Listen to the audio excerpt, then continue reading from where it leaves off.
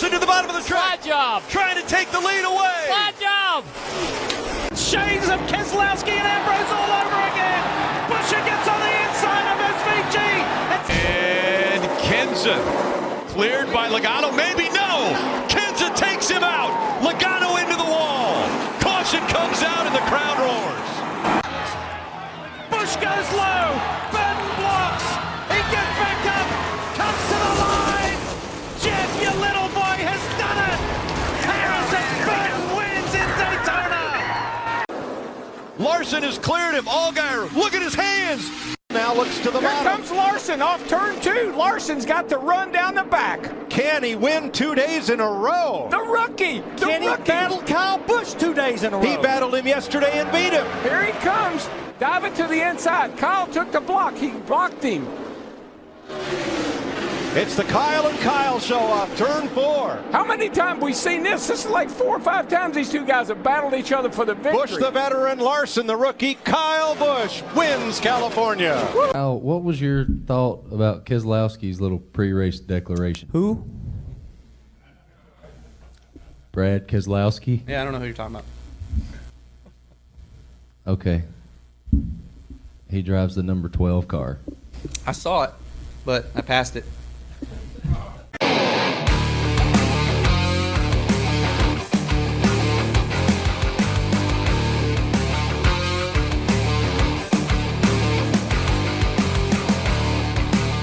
Alright guys, it's James again here for episode 4 of the Calamity Corner Podcast. I'm here again with Kelly. How's it going? Thanks for having me back on. Welcome back. Alright, so we wanted to get started with a comparison of sorts. So WhatsApp put out a video. I woke up and this was like my worlds are colliding. WhatsApp put out a video where they had George Russell, who my favorite F1 driver, and Ryan Blaney working together on a farm and like just kind of like getting to know each other and stuff like that. And at first I was like, okay, I need to watch this, but like I never had the time. And then I recently watched it like 2 days ago, and honestly, it was really crazy to see how similar they are. Yeah. If anyone knows like George Russell's backstory, he grew up on a farm, and he said that like if he wasn't racing, he'd be a farmer, which makes sense. And then Ryan Blaney also like actually has a farm. He has a llama. So Yeah, another NASCAR driver that farms, Ross Chastain, he's a watermelon farmer in Florida, which is pretty sick. pretty sick. It's also his whole personality. Oh, for sure. Which nothing wrong with that, but it seems like every time you talk to him, it's like, oh, did you know I was a watermelon farmer? Did you know I was a watermelon farmer? Yeah, Ross, we know. we know. We understand. But yeah, it was a very sweet video. It was more about like kind of taking time to like disconnect from the chaos of the racing world, and like they just kind of got to know each other, got to learn like the similarities and differences between F1 and NASCAR. Yeah. It was really sweet. And then like also it was funny because they had to like actually like do farm work. So, but overall, fantastic video. I want to see a million more of those. I would love to see more F1 drivers and like IndyCar drivers and NASCAR drivers collaborating and like getting to know each other. Yeah. I want to write an article about this for Trackside Talk, so That'd be peak. Check out Trackside Talk, guys. I write for it too, so. our goated NASCAR driver or NASCAR writer. Yeah, I try.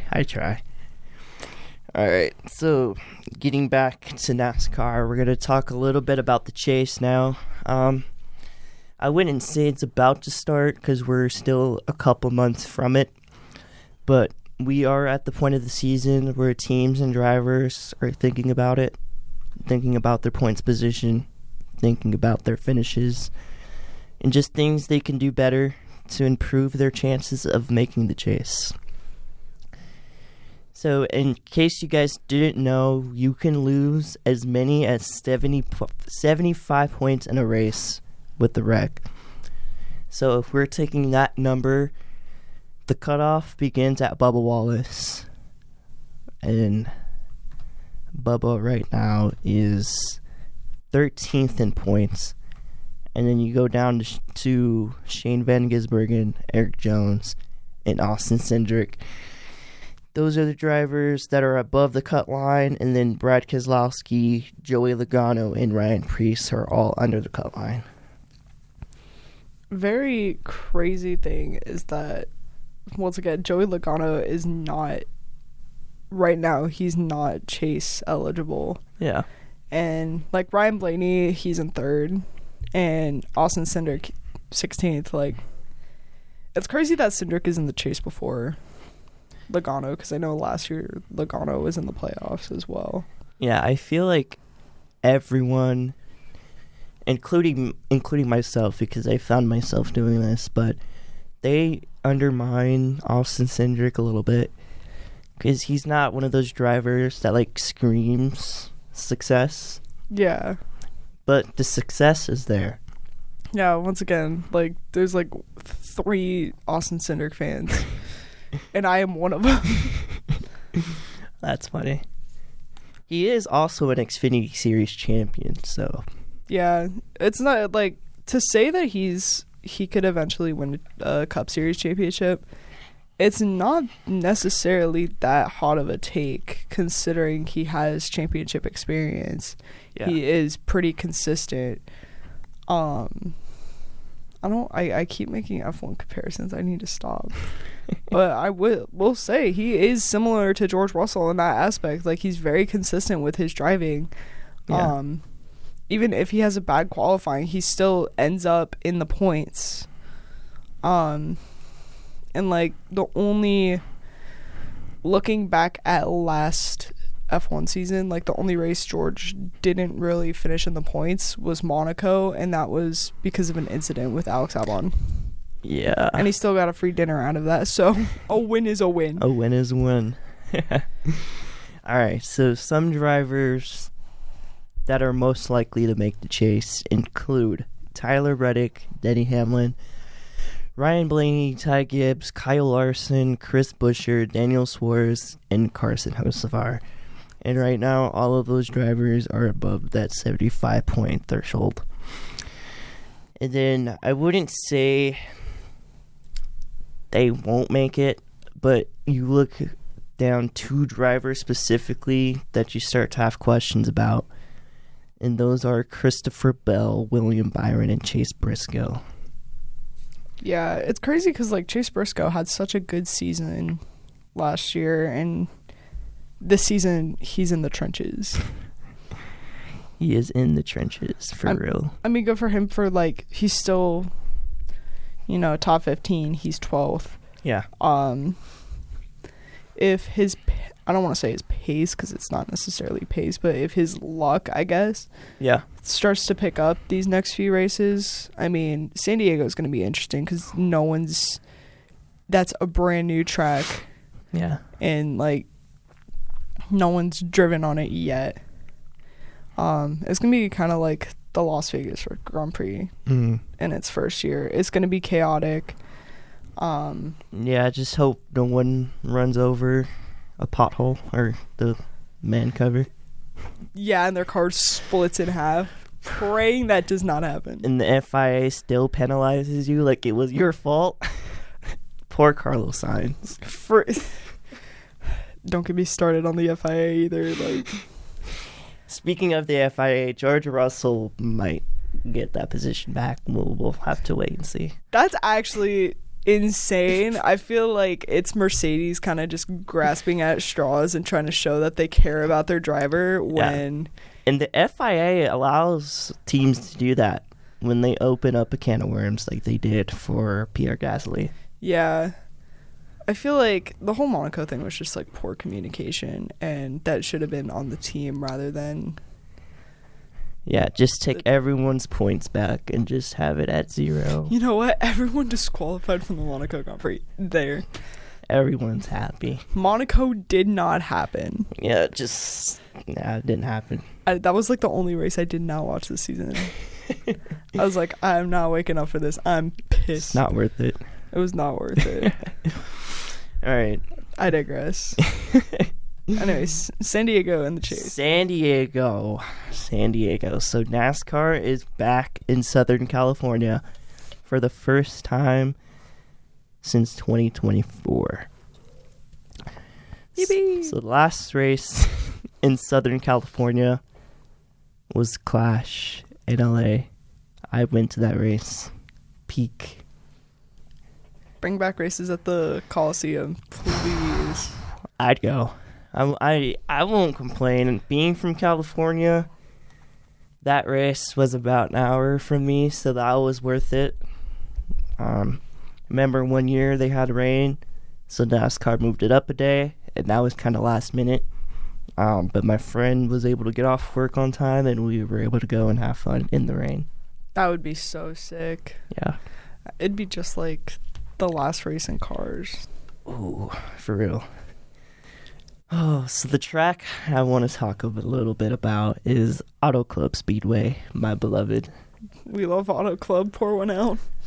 Now, this track means a little bit more to me than others do because that was my first race that I've ever been to with my dad in 2022. And we went in 2023. Now, when we went in 2023, we didn't have the full expectation that they would never race on those grounds again, unfortunately. Yeah, because didn't they say like, oh yeah, they're gonna renovate it, and they just never did. Yeah, we'll get into that in a second. But Auto Club, it's like your first love, man. You know what I mean? Yeah. There's just something special about it, and just to have it taken away from you, it just sucks. Yeah. Like, I had Vegas. I was going to Vegas all the time, like the Speedway, but like, Yeah. it's not the same. Yeah, it's different for me because like Vegas, I've been going to that track since I was like 2. Mm-hmm. Because I don't know if I've told this story, but my dad, he used to be a truck driver, and he would deliver generators to the Speedway for race weekends and stuff. Yeah. And my only memory is my dad pointing at a car going, "Look, Kelly, it's Lightning McQueen." And then it revved its engine, and I started crying because I didn't have any ear protection. That's so real.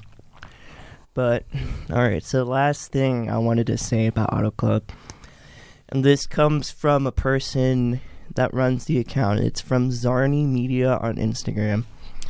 So it says, since the next 2 race weekends happen to be in California, let's revisit and remember a good old friend of ours, Auto Club. Auto Club Speedway hosted its final NASCAR Cup Series race on February 26, 2023. And this race was won by Kyle Busch.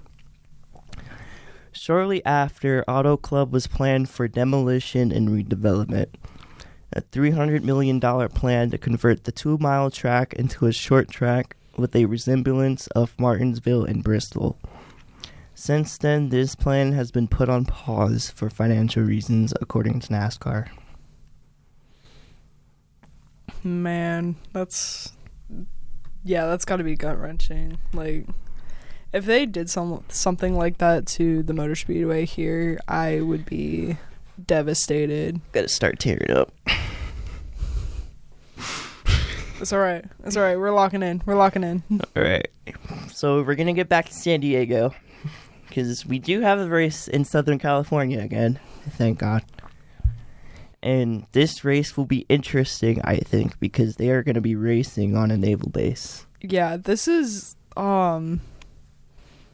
genuinely one of the crazy. I would say this is the craziest idea I've seen from NASCAR. Because I mean, like, they have street circuits. I mean, the street circuit in Chicago, I'm like, that was okay. Driving down those roads it is like driving a NASCAR, so that it checks out. But on like an actual naval base is crazy, insane, because it's like the public is never like allowed there. This is the one time that they will be, I guess. Yeah, it'll be a few thousand select tickets that the general public can buy. but otherwise it's just like armed forces and their families. Okay, yeah, that checks out. That would be a race I would love to go to just because for sure. I love San Diego. The last time I was down there, I think it was like after Christmas, and it was like me, my mom, my dad, my brother. We go to the beach. We go to Hodad's every single time we're there. Yeah. We go check out new places, drive around downtown, go to Mission Beach. Like, San Diego has a very special place in my heart. Yeah. And like, especially with Coronado too. Yeah. Not even just like the naval base area, but like Coronado Island itself is so beautiful. So seeing this race I'm super excited for it. You know, get some sun. Hopefully, no speeding tickets for Chase Briscoe this time. Yeah, we'll see what happens. I think it's going to be a really good race. Definitely. Fun fact, Chase Briscoe not only got a speeding ticket driving down Las Vegas Boulevard, but then he got a speeding penalty during the Pennzoil 400. So yeah, he was too fast that weekend. They had to stop him. Yeah, a couple times. Yeah, sir, you can't be going that fast, sir. Real. So some stats about this track. This is the longest track on the season. It is 3.4 miles long, and it has 16 turns. Ooh. Watching some simulation work that some drivers have done, I can tell that is a very bumpy track. It's easy to bottom out, and it's easy to lock up your tires.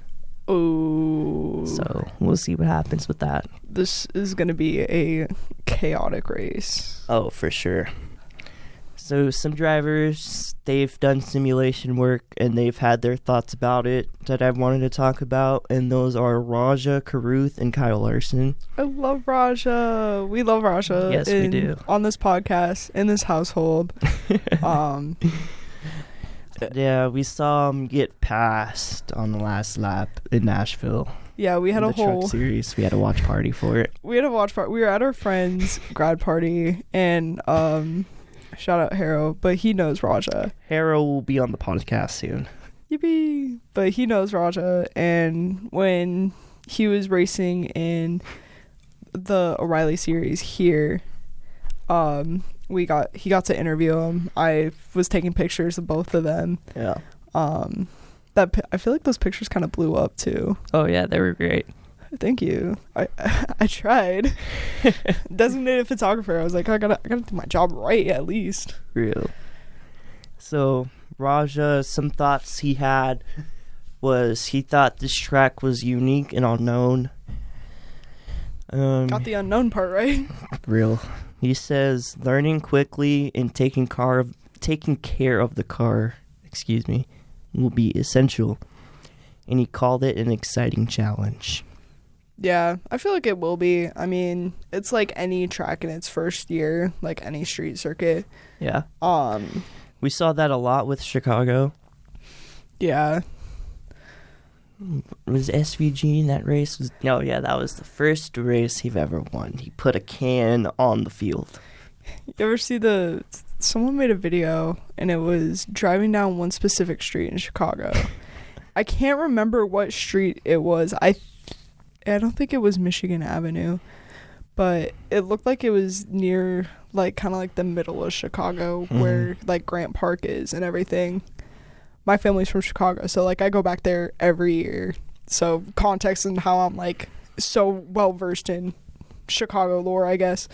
And it was, like, me when I'm making this turn, but I'm not Carson Hocevar, so I don't bend it into the wall. I think he reposted that too. I really wish we could show a replay of that because the way Carson Hocevar wrecked was funny. I remember watching that and seeing that wreck. I was caused a parking lot. Like, you can't park there, buddy. Keep it moving. Sir, Mr. Hocevar, you can't park there.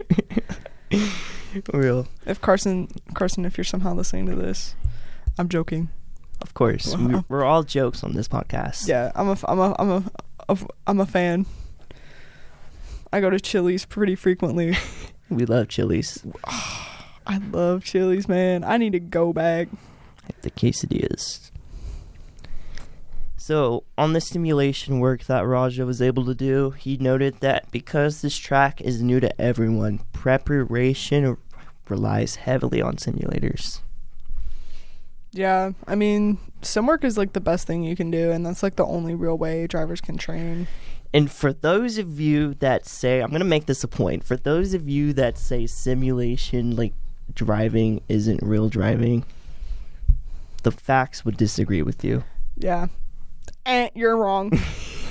No, sim driving it's really difficult, especially if you're doing a new circuit for the first time. There used to be a place at Caesar's Palace that my ex and I went to, and it was like $10 for 20 minutes, or $20 for 20 minutes or whatever, $10 for 10 minutes. And it was one of the F1 games, and it was like an actual sim. Like, they had like the whole pod and everything. The chair moves. Yeah, the chair You moves. feel every bump. Yeah. You feel every shift. You feel the acceleration. You feel the braking. Yeah, I did Miami for the first time. Oh my god, it was terrible. Now I understand why like many people don't like that track. That track is not great. Get rid of Miami and go to New York. Ooh. Me personally. That's an interesting take. Make a New York street circuit? 200 miles an hour. No, I won't even say that because these cars can't go 200 miles an hour. We'll say 170 down. Get rid of Miami off the F1 calendar. Put them in Daytona. Put them on the road course. Peak. I mean, so many F1 drivers have competed in the 24 hours of Daytona. Yes. Make Daytona. Make that the track. Facts. Alright, so circling back to San Diego.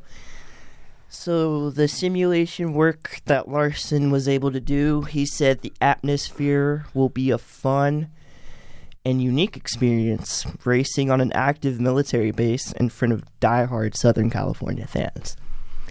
Now, as a diehard Southern California fan myself, I would say Larson is correct. We are all very excited for this race.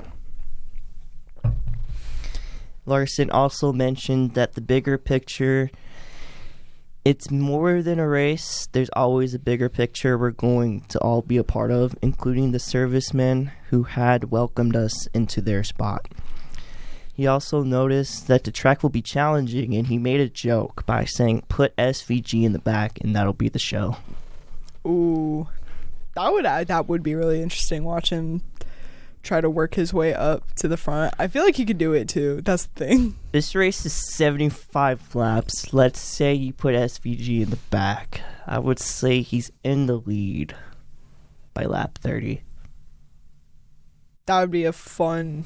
30, 35. That would be the range. That would be a good, entertaining race to watch. I could see that happening. SVG, if you're somehow listening to this, tank.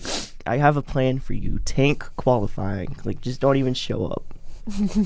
Have a nice lunch on the beach, you know? Yeah, just have some time for yourself. Go to Coronado. Go visit all the shops. Go visit the Hotel del Coronado. You come back on Sunday and put a whooping on the field. Put in an absolute masterclass, please. I remember watching, like, when they first announced it, the race on the base, and it was like Zilich, Noah Gregson, Hocevar, Blaney, and they were like, oh yeah, you have to beat us on the track or whatever. Yeah. And I just remember Noah being like, put SVG, get us SVG, get us SVG. And Noah was correct. Noah is almost always correct. Almost always. Noah's hilarious. I feel like he would be a fun guest to have on the podcast. Only if I had his number. We're gonna shoot our shot in his Instagram DM and see if he answers. Hey, I know someone. I know someone who may be able to DM him and be like, yo. We'll get back to that. We will get back to that. we will have that discussion. So, last thing on the podcast that we have is predictions for San Diego. Now, this is not a bold prediction by any means, but I think SVG is going to win this race. But I do have a list of drivers that can challenge him. And those include Tyler Reddick and Christopher Bell. They are really good on road courses. Chase Elliott, Kyle Larson, and AJ Allmendinger. Now, we don't talk about AJ a lot, but when it comes to the road courses, he shows up. I feel like Denny's just going to come out of nowhere and another race win. If Denny Hamlin does what Larson tried to do in 2021, and that's win 4 races in a row, I will buy a Denny Hamlin shirt. We're going to say that right now. You know what? That's a solid bet. We'll make a bet. You You can pick it out. all right, for sure. Denny Hamlin minion shirt. I love that he said in his like post-race interview, he was like, yeah, I had to humble myself, and he was like wearing the minion overalls. I would have loved to see him be Gru like Brad Keselowski was a couple of years ago. That would have been so funny. Oh my god. That would have been peak. All right. So last 2 drivers that I think can challenge SVG this weekend, and that is Chris Buescher and Austin Cindric. I do think Cindric's gonna get like top 5. He may have a terrible qualifying and like finish like 20th or 19th. I do think he's gonna get a top 5. Yeah. He's one of those racers, like you mentioned before. He's raced 24 hours at Daytona. His road course performance. Yeah, never mind. I just can't wait to see what he says in his post-race interview, because what was it where he was like, oh yeah, I can make a diamond or something. Like, he was it was like the last few laps of the race, and he was like under a lot of pressure, and then he was like, yeah, I was making a diamond right there. Like, Cindric's really funny. And real. We have a lot of personality, I feel like. We have a lot of Cup Series field now. We have a lot of personality, and at times I don't think they're taking advantage of it. Yeah. Like, Cindric has such a like funny personality. Thank God he's not doing the AI stuff anymore, because like otherwise I'd be like, eh. Real.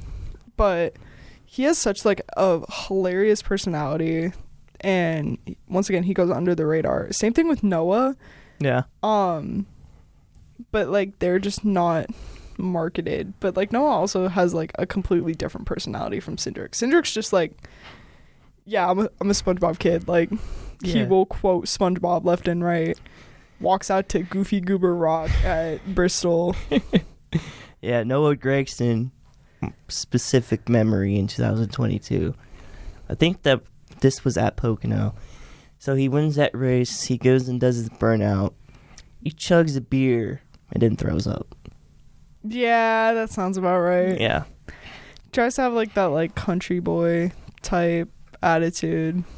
For sure. And it's like, brother, you're from Las Vegas. you raised in the streets. The slot machines and blackjack tables are your home. Yeah, like granted, Vegas is a part of like the Wild West. Yeah. But also, it's like, I mean, now there's a lot more country stuff, but it's like not necessarily a country place. It's not Texas. Oh, it's definitely not Texas. But yeah, that will do it for episode 4 of Calamity Corner. Again, I'm James. Thank you guys for listening. It's been great to have Kelly here. Thanks for having me. Be sure to check out Trackside Talk. We have a great contributor. Yes. In James, and I should have an article about the 24 Hours of Le Mans and Puma's Content House. Go check out Trackside Talk on Substack. Before we end this, if NASCAR were to have a similar thing to Puma and their like content chateau, what do you think they would have for NASCAR? The content what? Because I have my thoughts. Let's hear your thoughts. They would have like a content motorhome or RV. Because think about it, camping in the infield is such a big part of NASCAR culture. I'll do you one better, and I'll say they make a hauler specifically for content. Oh, that would be so sick. The Puma hauler. The Puma hauler. That would be so sick. It would be. All right, guys. Thank you again for listening, and we'll see you next week. Goodbye. Thank you for listening to Calamity Corner Podcast. If you want to learn more about me or the podcast, follow me on Instagram at jamesc._.24.